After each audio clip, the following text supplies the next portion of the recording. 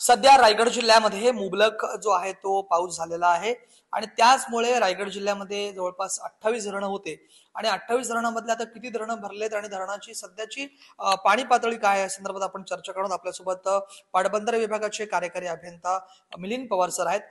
Sir, नेमकं काय सांगाल, 28 धरणांमध्ये किती धरणं भरलेत आणि सध्याची त्यांची पाणी पातळी काय आहे? टोटल आपल्याकडे एकूण रायगड जिल्ह्यामध्ये एकूण 28 प्रकल्प आहे. 28 पैकी आपले 24 प्रकल्प 100% भरलेले आहे आणि उर्वरित 4 प्रकल्प जवळपास आपले 75%च्या वर भरलेले आहे.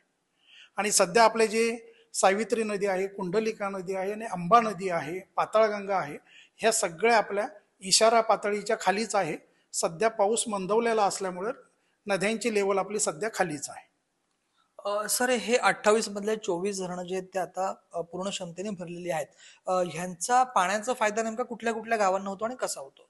आता 28 धरणं जी जवळपास आहे ते आपले पूर्ण जिल्ह्यामध्ये आहे. त्याच्यामध्ये श्रीवर्धनमध्ये आहे, महाडमध्ये आहे. त्यामुळं काय आलं की महाडमधली जे धरणं आहे त्याच्यामध्ये काय आहे, महाडकरांना पाणी पुरवठ्याचा आता काही हे भासणार नाहीये, उणीव भासणार नाहीये. सेम केस आपली श्रीवर्धनमध्ये आहे, कर्जतमध्ये आहे, खोपोलीमध्ये आहे. सर्व धरणं आपली 100% भरलेलीच आहे तिथलची. त्यामुळं नागरिकांना पाण्याची काही कमतरता भासणार नाही. हे होते पाटबंधारे विभागाचे कार्यकारी अभियंता मिलिंद पवार सर. त्यांनी स्पष्टपणे सांगितलेलं आहे की 28 धरणांमध्ये 24 धरणं भरलेली आहेत.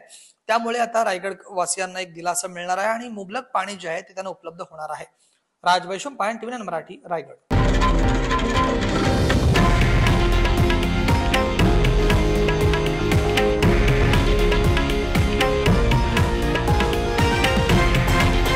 हे आहे देशातील नंबर 1 न्यूज नेटवर्क आणि आपण पाहत आहात TV9 मराठी, एकमेव.